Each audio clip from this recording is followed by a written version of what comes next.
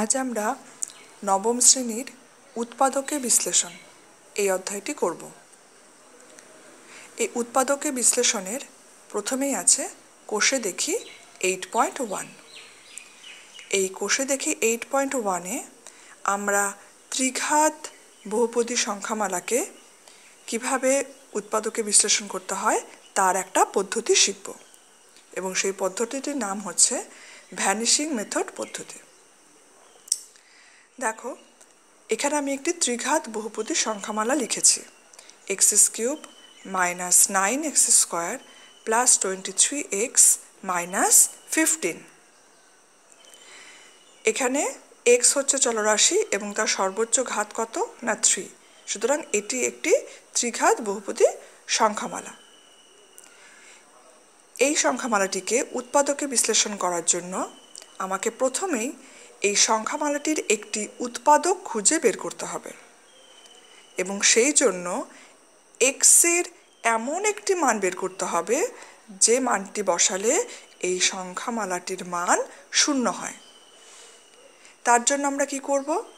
তার জন্য আমরা x-এর মান +1 বা -1 বা +2 বা -2 বা +3 বা -3 এভাবে আমরা বসিয়ে বসিয়ে চেক করে দেখব কখন এই সংখ্যামালাটির মান 0 আসছে।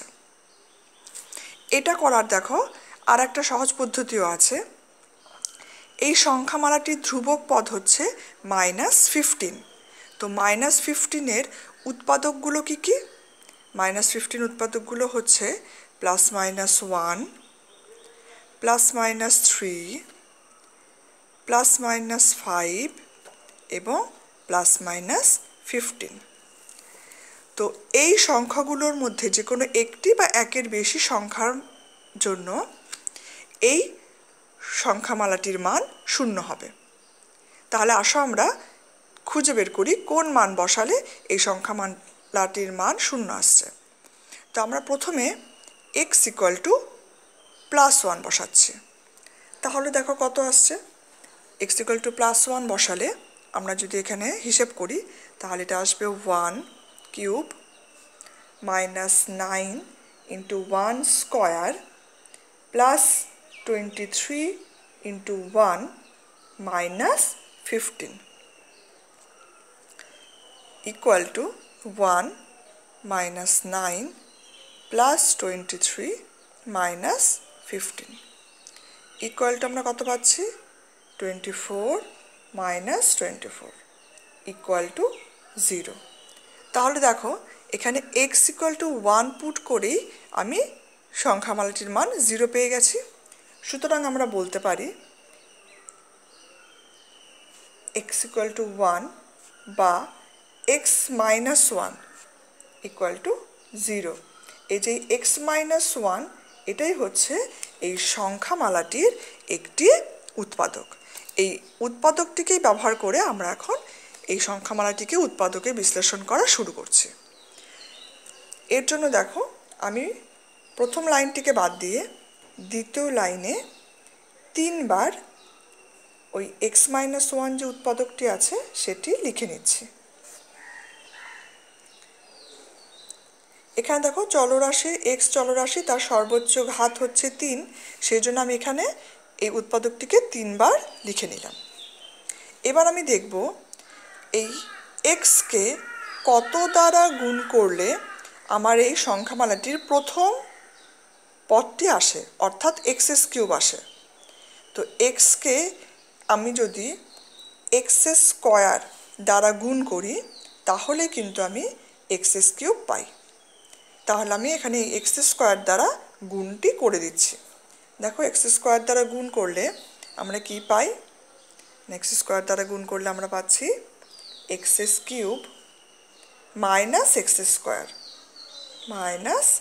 x²। এবার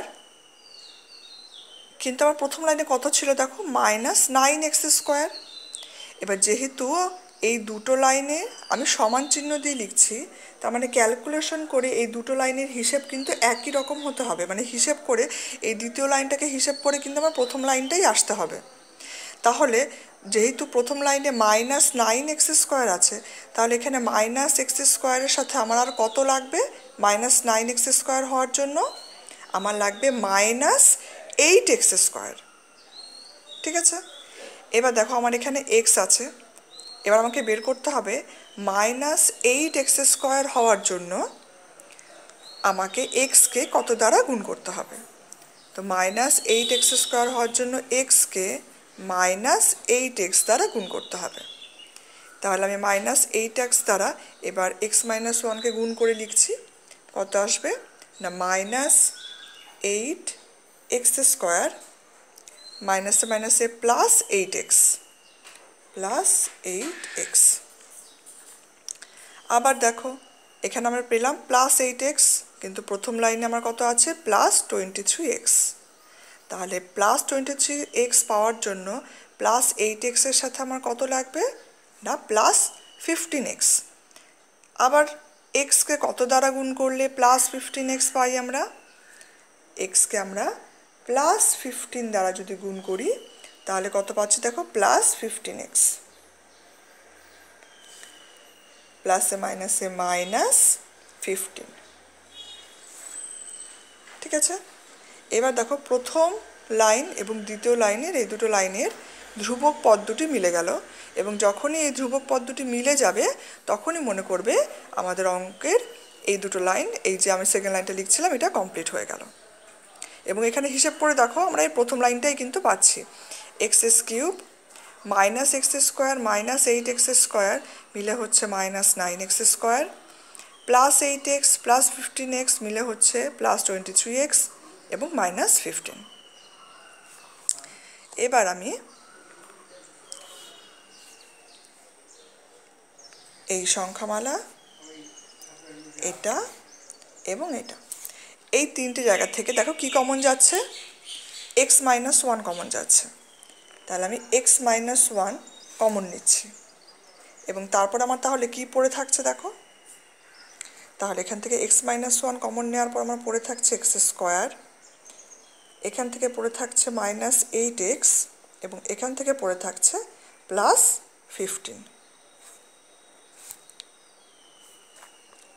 এবার আমরা কি পেলাম দেখো, এবার আমরা পেয়ে গেলাম এটি একটি দ্বিঘাত সংখ্যামালা, এবং দ্বিঘাত সংখ্যামালাটিকে কি করে উৎপাদকে বিশ্লেষণ করতে হয় সেটা আমরা এর আগেই শিখেছি মিডল টার্ম ফ্যাক্টর দিয়ে।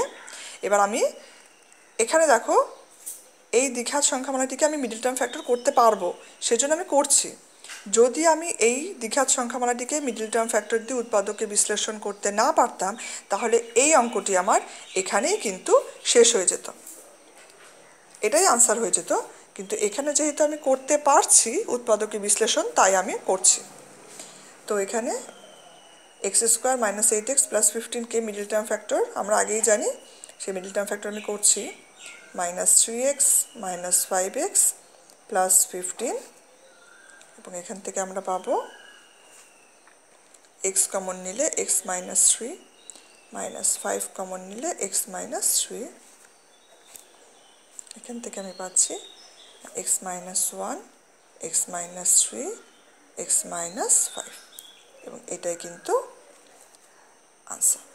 তো এভাবেই দেখো আমরা ভ্যানিশিং মেথড পদ্ধতি কিন্তু ব্যবহার করতে পারি ত্রিঘাত বহুপদী সংখ্যামালাকে উৎপাদকে বিশ্লেষণ করার জন্য, এবং এই পদ্ধতির সাহায্যে কিন্তু তোমরা 8.1 এই অনুশীলনীর অঙ্কগুলোকে উৎপাদকে বিশ্লেষণ করতে পারবে। এবার আসছে কোষে দেখি 8.2। তো 8.2 এর অঙ্কগুলো করার জন্য কিন্তু আমাদের নতুন কোনো ফর্মুলা বা নতুন কোনো পদ্ধতি শিখতে হবে না।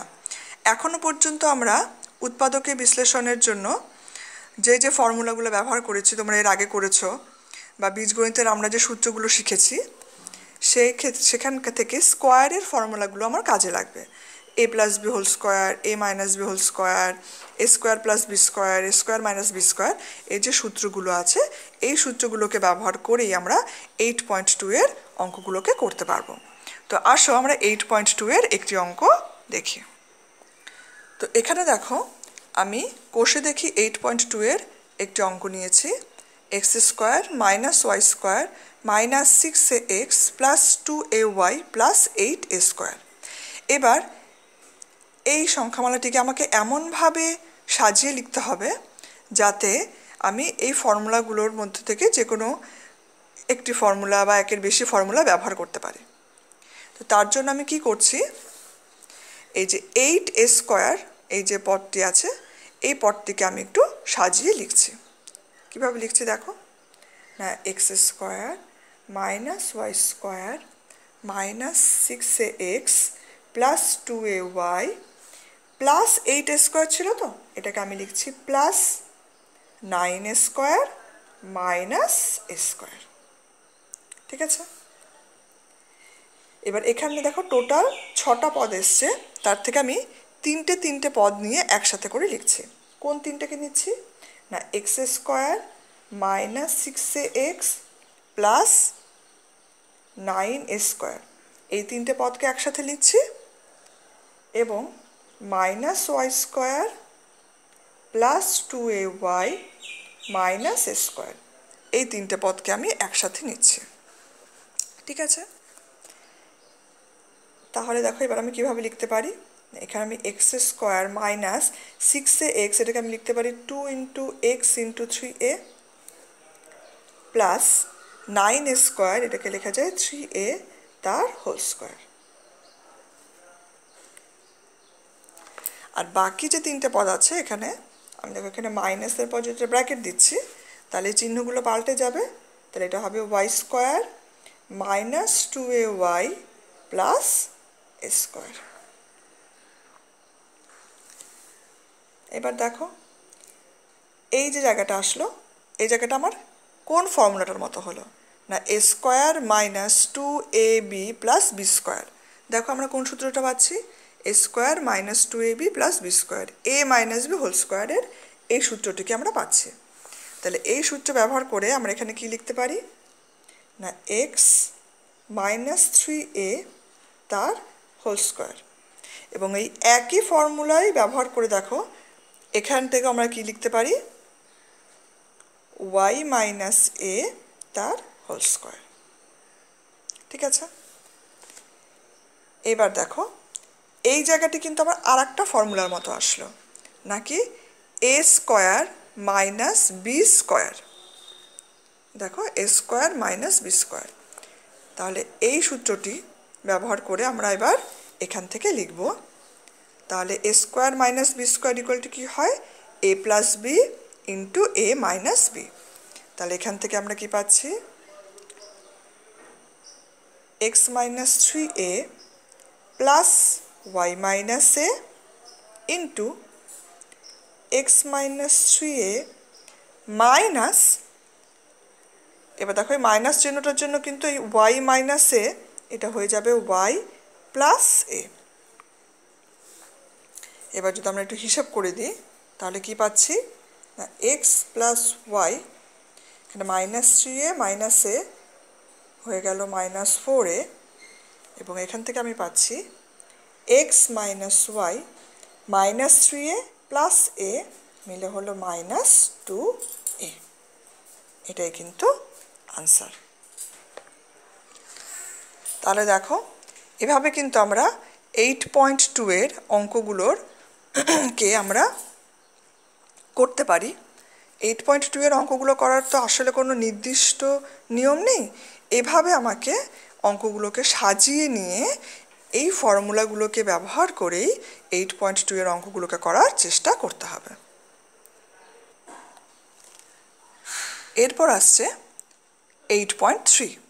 তো 8.3 করার জন্য কিন্তু আমাদের নতুন কোনো পদ্ধতি বা ফর্মুলা লাগবে না, তার জন্য আমরা যে শিখেছি এর আগে কিউবের ফর্মুলাগুলো সেগুলো আমাদের ব্যবহার করতে হবে।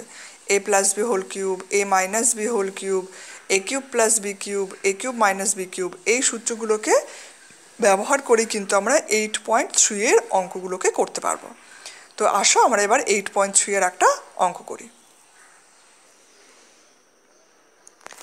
দেখো এখানে আমি কষে দেখি 8.3 এর একটি অঙ্ক নিয়েছি, x cube minus 6x square plus 12x minus 35।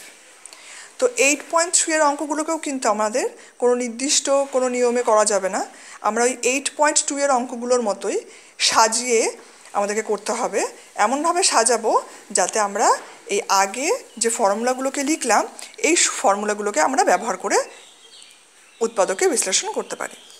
তো আমি এখানে এই যে -35, এই -35কে আমি একটু ভেঙে লিখছি। দেখো কিভাবে লিখছি।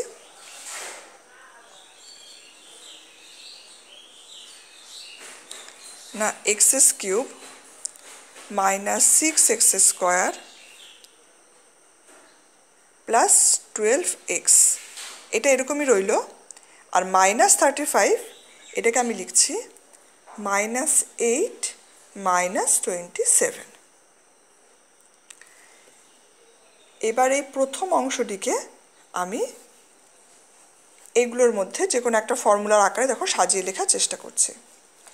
কি লিখছি আমি? x³ -3 x² × 2 প্লাস 3 x × 2² -2³ এভাবে লেখা যায় -27। তাহলে দেখো আমার এই প্রথম অংশটি কিন্তু এখানে একটা সূত্রের মতো হয়ে গেল। কি সূত্র? না a³ -3a² b plus 3ab² -b³ অর্থাৎ এই সূত্রটির মতো হয়ে গেল a - b হোল কিউব। তাহলে এই সূত্রটি ব্যবহার করে আমরা এখান থেকে লিখতে পারি x - 2 এর হোল কিউব। আর এখানে আমরা -27 ছিল, তাহলে -27কে আমরা লিখতে পারি 3³। এবার কিন্তু আমি আর একটা ফর্মুলা এখানে ব্যবহার করতে পারবো। কিসের ফর্মুলা বলো তো? না a³ - b³, এই সূত্রটি। তো এই সূত্রটিকে যদি আমরা ব্যবহার করি তাহলে এখান থেকে আমরা কি লিখতে পারি? x - 2 - 3 ইন্টু x - 2 এর whole square plus x - 2 into 3 plus 3²। এবার এটাকে আমরা যদি এটা হিসেব করি তাহলে কত পাচ্ছি? না x - 5 এবং এটা a - b হোল স্কয়ার, সেই সূত্রে যদি ভেঙে দিই তাহলে পাচ্ছি x² - 4x প্লাস 4। এখানে আমি গুণটা করে দিচ্ছি, তাহলে কত পাবো? না প্লাস 3x - 6 আর প্লাস 3² মানে 9। তাহলে এখান থেকে আমরা কত পাচ্ছি? না x - 5 ইন্টু x², দেখো -4x প্লাস 3x ক্যালকুলেশন করলে কত আসে? -x প্লাস 4 -6 প্লাস 9, এখান থেকে কত আসে? +7। তো এখানে আমরা দেখো আর একটা দ্বিঘাত সংখ্যামালা পেলাম। এবার আমাকে দেখতে হবে আমি দ্বিঘাত সংখ্যামালাটিকে মিডল টার্ম ফ্যাক্টর করতে পারছি কিনা। এখানে কিন্তু আমি মিডল টার্ম ফ্যাক্টর করতে পারছি না, তাহলে এখানে কিন্তু আমার অঙ্কটি শেষ। এটাই কিন্তু আনসার। যদি আমি এখানে মিডল টার্ম ফ্যাক্টর করতে পারতাম তাহলে কিন্তু আমি করে দিতাম। তাহলে দেখো এভাবে কিন্তু আমরা 8.3 এর অঙ্কগুলোকে এই সূত্রের গুলোকে ব্যবহার করে একটু সাজিয়ে কিভাবে করতে পারি সেভাবে কিন্তু এবার আমরা চেষ্টা করব। এবার আসছে কোষে দেখি 8.4। তো 8.4 এর অঙ্কগুলো করার জন্য কিন্তু আমাদেরকে একটি নতুন সূত্র এখানে শিখতে হবে। সেটি কিসের সূত্র?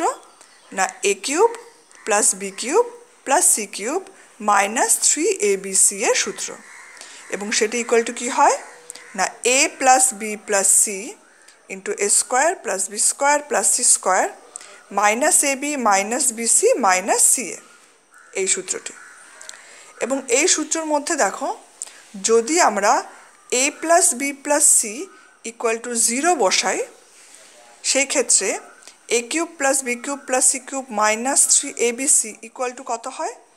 না দেখো এখানে যেহেতু a plus b plus c equal to 0, তাহলে 0 ইন্টু এনিথিং ইকুয়াল টু 0, তাহলে এখান থেকে আমরা পাচ্ছি না a cube plus b cube plus c cube equal to 3abc। তাহলে এটাকেও কিন্তু আমরা একটা ফর্মুলা হিসেবে ব্যবহার করতে পারি যে যদি a plus b plus c equal to 0 হয়, সেক্ষেত্রে a cube plus b cube plus c cube equal to 3abc হয়। তাহলে আসো এই ফর্মুলাগুলোকে ব্যবহার করে আমরা এবার 8.4 এর থেকে একটা অঙ্ক করার চেষ্টা করি। এখানে দেখো আমি কোষে দেখি 8.4 এর একটি অঙ্ক নিয়েছি। 8a cube minus 27b cube minus 1 minus 18ab। এবার এই সংখ্যামালাটিকে আমি একটু সাজিয়ে লিখছি। দেখো 8a কিউব এটাকে আমি লিখতে পারি 2a তার হোল কিউব, ঠিক আছে। মাইনাস 27b কিউব, তো মাইনাস 27b কিউবকে আমি লিখতে পারি প্লাস অফ মাইনাস 3b এর হোল কিউব। দেখো আমি এখানে প্লাস দিয়ে কেন লিখলাম, কারণ আমার সূত্রে কিন্তু এখানে a cube plus b cube ছিল, সেজন্য আমি এখানে প্লাসটা দিয়ে লিখলাম আর মাইনাসটাকে আমি ব্র্যাকেটের ভেতরে নিয়ে নিচ্ছি। একইভাবে মাইনাস 1 এটাকে আমি লিখতে পারি প্লাস অফ মাইনাস 1 এর হোল কিউব, হয়ে গেল।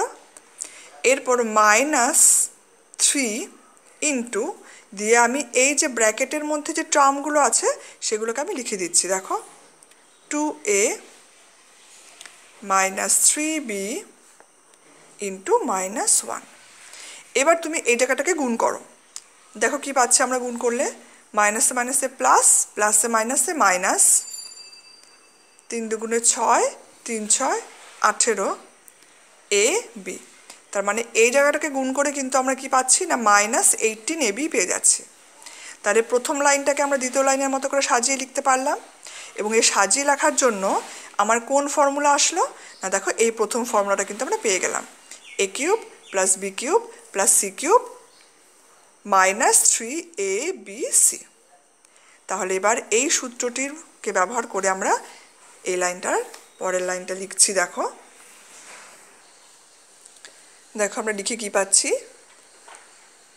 না, প্রথমে ছিল আমার a plus b plus c, অর্থাৎ 2a plus minus 3b plus minus 1 into এখানে কি ছিল a square plus b square plus c square, তাহলে এখানে হবে 2a square plus minus 3b এর স্কোয়ার প্লাস মাইনাস 1 এর square minus ab minus bc minus ca, তাহলে minus 2a into minus 3b minus minus 3b into minus 1 minus minus 1 into 2a।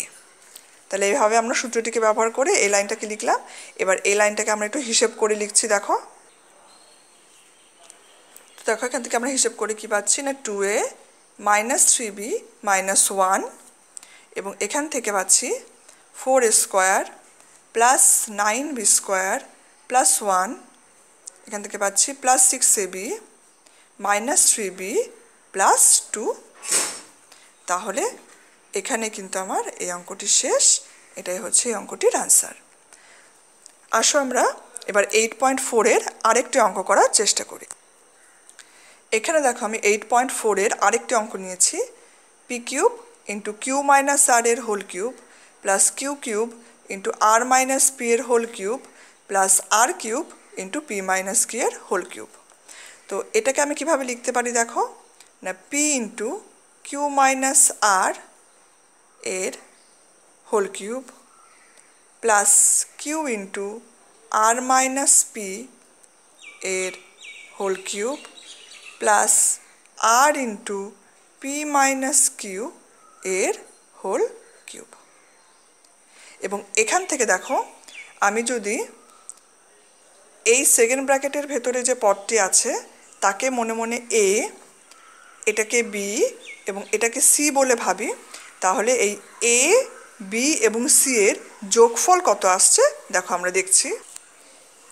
দেখো এখানে যদি আমরা যোগ করি তাহলে আমরা কি পাচ্ছি না 0।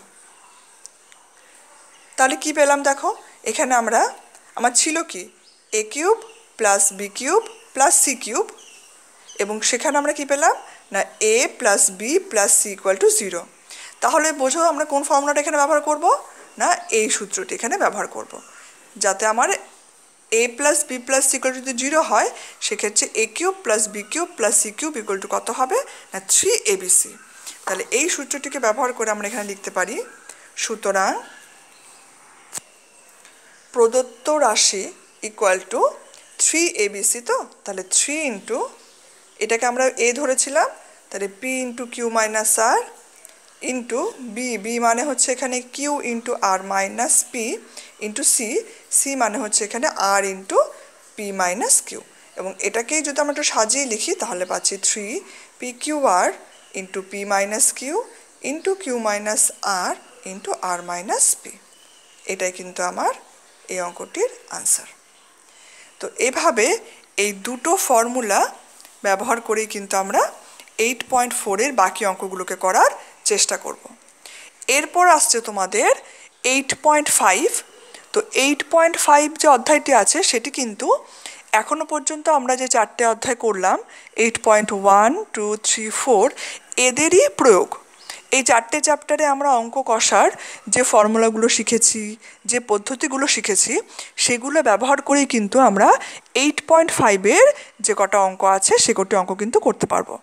তো আমাদের চেষ্টা সেটাই থাকবে যাতে আমরা 8.5-এর এই অঙ্কগুলোকে নিজে নিজে করার চেষ্টা করব। তো এখানেই আমাদের আজকের ক্লাসটি শেষ হচ্ছে।